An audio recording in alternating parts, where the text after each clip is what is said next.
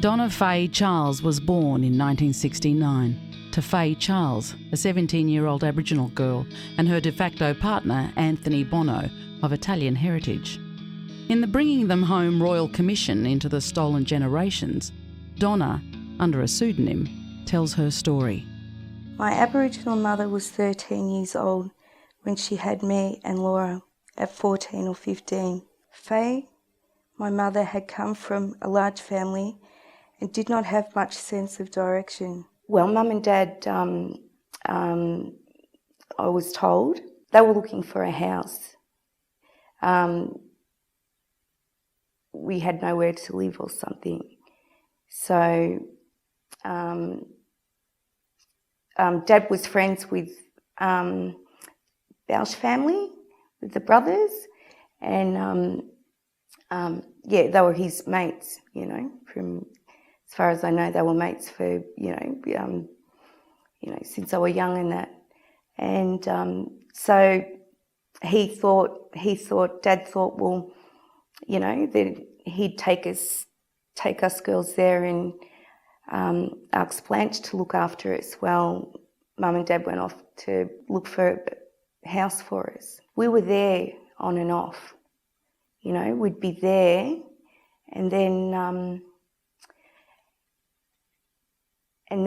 that's when I remember being taken away from there, Things started to change there, where I remember being, there was some sort of fight or something, there of taking us away. We weren't, with Mum. We were sort of there, and then we were taken away. Donna spent the first few months of life with her mother, but when she became ill and Faye could not access secure housing, Faye relinquished her daughter to the Bausches, a white family who were known to her. From Faye's point of view, this was a temporary arrangement. Blanche, Mum took us to the doctors, and it turned out we had TB, malnutrition and bronchitis all in one. So Mum concerns then, and I think she thought that, that's it, I'm going to take Stan, or I want custody. And I guess that's when it comes in with Mum being, Mum Faye, being brought into the police station or spoken to by Blanche even, or Debbie, or I don't know, to sign us over, and then she's changed her mind, and it's led to court. After more than 12 months with the Bausches, Faye wanted Donna back. The Bausches were unwilling, stating that the child had been neglected by Faye, and so began a long and fraught court battle. This was in the 1970s, and interest in the part Aboriginal girl was high. The media followed the case, and all its inherent social dramas were played out in the newspapers. Your Honour must consider the welfare of this little girl at this time of her life. Counsel for the Bausches. Dr. C. Benham told the court she's in a happy and warm environment. He earlier told Mr. Justice Stephen that returning Donna to her biological mother Faye would mean a life of awful unhappiness and deprivation. She'll be living an itinerant life in a caravan, moving around the fruit-picking areas. Counsel for Faye Charles, Mr. Staby, was equally outspoken. If the child is left with the Bausches, there is a tremendous risk that it will suffer and be unhappy by reason of the fact that it will be recognised as Aboriginal, he said. In the court case, attention was paid to both sides, parenting skills and reputations. Faye was accused in court by Mrs. Bausch. She did say she hated children but loved animals. Tony, in jail for larceny, was quoted as saying, "I hope it will be my last time in jail. I've got a job offered to me by my father. I want to make something of myself this time." Yet the Bausches, as a white family, did not escape scrutiny either. Mrs. Bausch admitted that a number of her children had convictions for various offences, and that 2 children had been put in a youth training centre and a reformatory school. She said that one child, a son, was a ward of the state. Donna's appearance as a part Aboriginal child loomed as a big factor in the judge's deliberations and the newspaper's commentary. Donna, who was taken from the white Bausch family of Glenroy on Monday, is lighter skinned than her mother, but she is unmistakably Aboriginal. Bausch argued that her Italian heritage was more dominant. In my opinion, Donna is not obviously a coloured child. On the 6th of October, Mr. Justice Stephen ordered Donna to be brought to court so that he could see for himself whether she has distinctive Aboriginal features. The newspaper went on to say that the child's appearance and her Aboriginal heritage have become a key issue in her custody. One witness highlighted the challenges inherent in the informal arrangements of the kind by Faye Charles and the Bausches. 80% of informal, self-arranged adoptions of part Aboriginal children by white families were failures.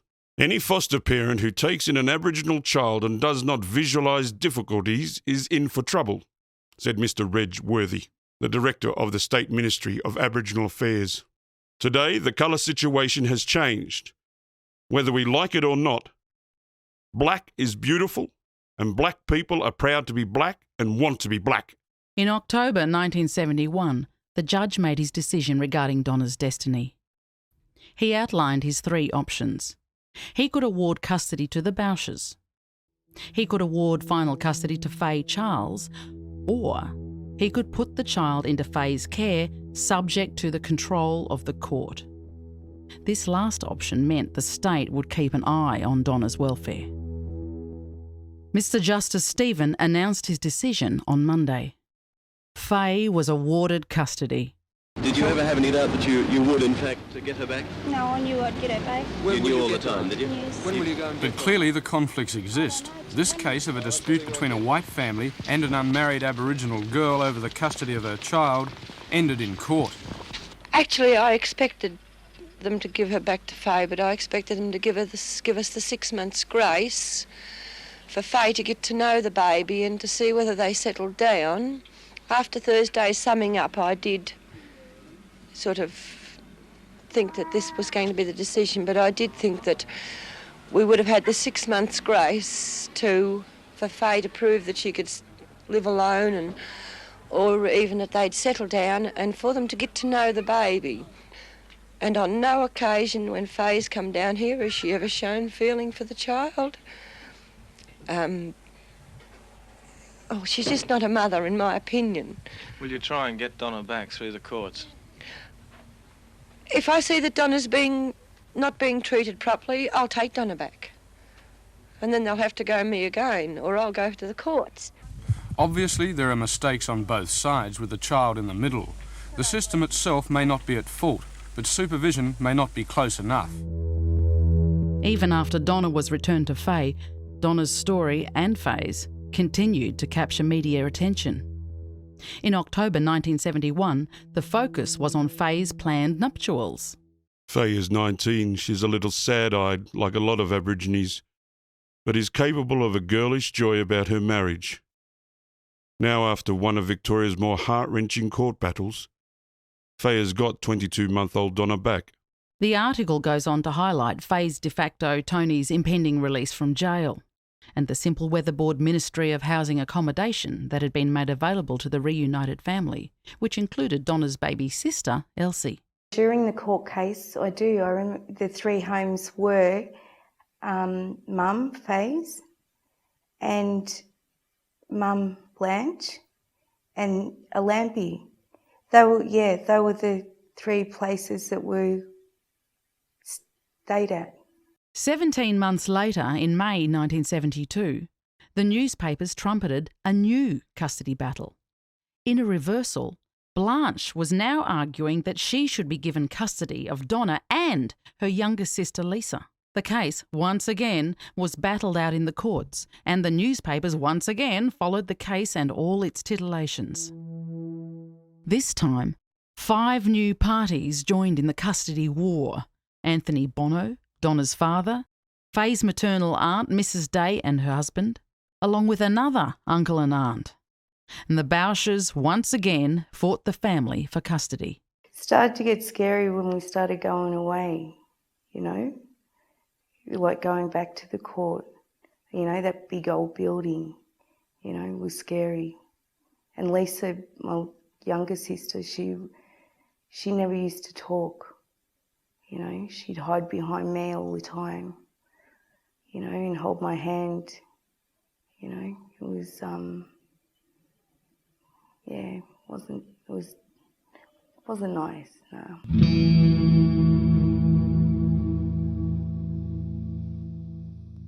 There was a policewoman, McKinley, yeah. She was very close to Blanche, yeah. They were very close. And I remember, you know, she used to walk, you know, out of the court like that, you know, walk like that. And I used to copy her walk. In 1973, the court's decision was brought down. Mr. Justice Crockett granted custody to the Bauschers, declaring that the previous judgment granting custody to Faye should not have been made.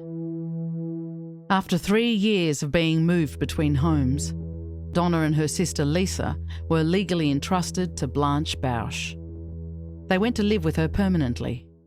She formed strong bonds with her foster family. You know, the way I was brought up, I felt that, you know, Mum was pretty much treated pretty wrongly, you know, by the system. Like, it's the way they treated Mum through the court cases. Yeah, and the more I got into it, the more I really knew. I knew that, you know, Mum taught me a lot about right from wrong, and the more I dug into stuff about our court case, I found that that it was wrong. It would happen with my real mum, you know. For Donna, every aspect of her removal was complex and traumatic.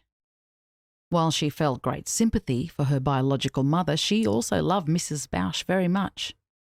She felt there was very little help for Faye to keep her children, that it was wrong how she was treated, including being falsely accused of being crazy.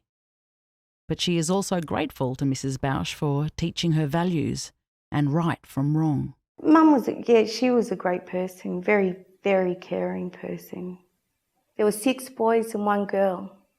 Debbie was the best sister, you know, Lisa and I could ever have, you know. She was, you know, she still is. And she's the only one, she stays in touch with us. Dad and Mum had split up. They sort of were separated apparently before the court case, you know, before we were, you know, there. But they were still together, and Dad, he, you know, supported Mum. But later on, he started getting aggressive with Mum. So, because he used to drink and Mum didn't. On July 23rd, 1976, Faye, who was only 23, died of a massive overdose of drugs and alcohol. The inquest into her death found there was no evidence that she had taken the sleeping tablets deliberately. Donna recalls the day the police came to the Bausch home to inform them of Faye's death, and saying to Blanche, "Mummy, Faye can't take us away anymore." I can remember the day she died. That has haunted me for the rest of my life. My mother was not crazy. She was only 19. She was the right one and shouldn't have killed herself. The day she died, we died. She swallowed pills and drank a bottle, and they found her the next day, you know. I think Mum, Faye would still be alive today. That's my opinion, you know. I think that she would be alive. I think something drove her over the edge, you know, to take her own life. I don't think she got much of a fair shot.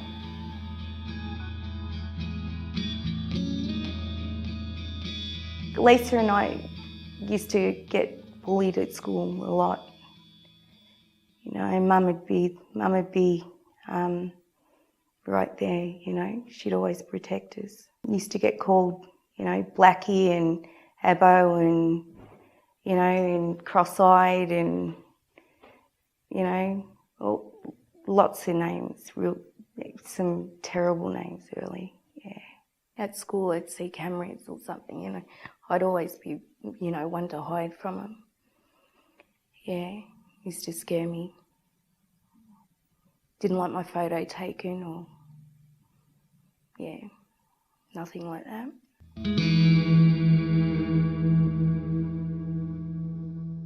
We used to move around a lot, you know, hiding from the cameras, hiding from the media. Yeah, that's what it was, yeah.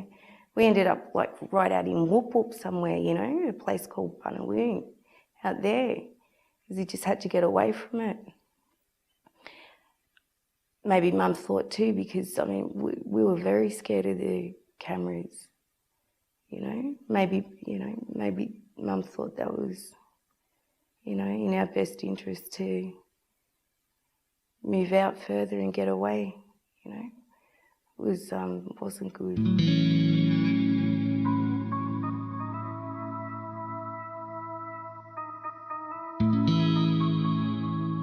It got worse.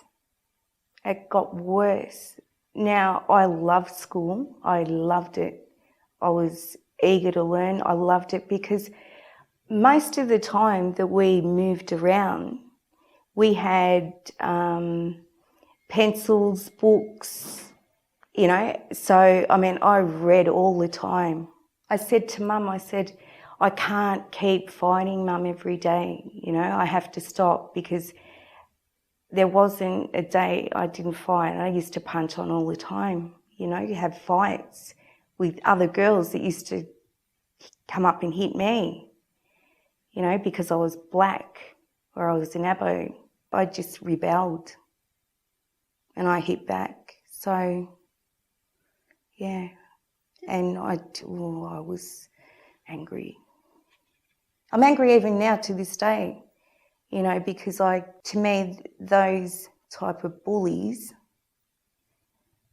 you know, they mucked up my education. You know, yeah, I wanted to be something too.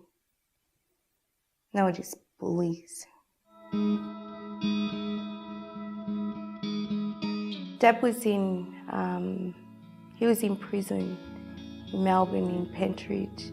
When Mum mentioned about meeting Dad, you know, I got really happy. I was rapt, you know. I remember being really excited about meeting our dad, you know. And we went in there and we met him, and I remember talking on the phone, and then Dad had arranged for us to visit out in the gardens there. And he was really cool, Dad. Yeah, he was really good. I liked him. Dad's, he's a very strong man, and he's a great person. He's a great dad. I was turning 16 and I wanted to, Dad said, I'll throw your 16th birthday party, and I told Mum, and Mum said, no, you know, but we did anyway. I loved Michael Jackson, and he brought me a Michael Jackson poster, and he brought me the Thriller album too. Yeah.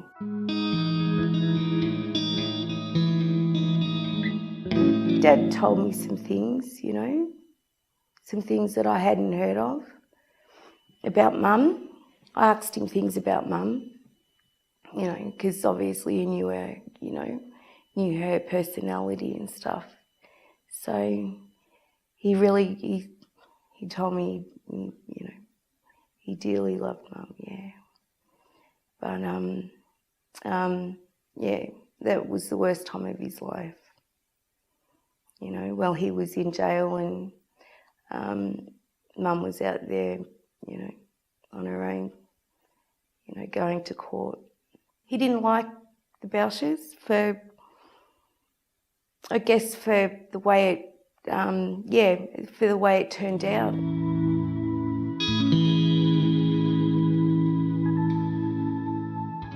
When Mum died, you know, I felt alone. You know, she wasn't there anymore, and I struggled. I struggled without her, so, you know, I still do.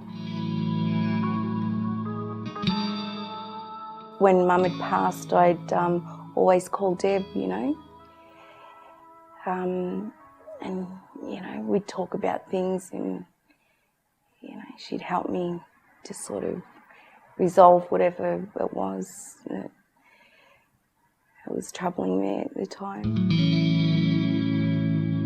Yeah, it was the best thing that ever happened in my life, was to meet Danny, you know, and get married and, you know, have the girls and the boys.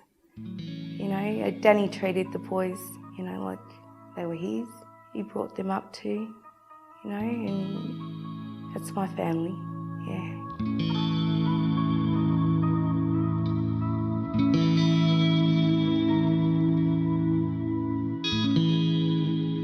I haven't got any family. Yeah, I've got my immediate family, you know, my kids and my husband, Danny. But, you know, I haven't got any family, you know. I mean, there's times there where the boys and the girls, you know, they both need an auntie, they need uncles, you know, but they haven't got that, you know. So, yeah, it's it can be really challenging, you know, especially you just don't know what to do. I don't know what to do.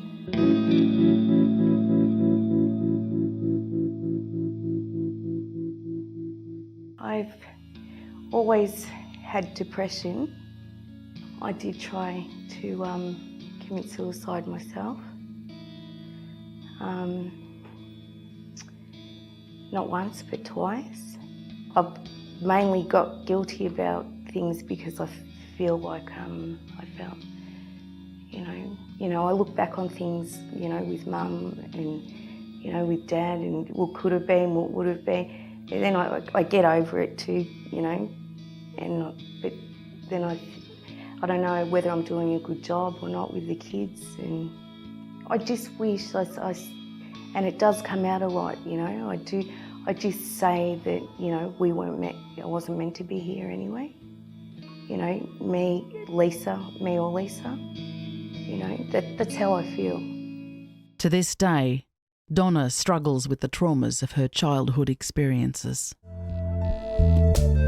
Sometimes I feel like giving it all away, and days I get so lonely. There's times I laugh and there's moments I've cried, and days I don't believe in. Well, that's okay. That's okay.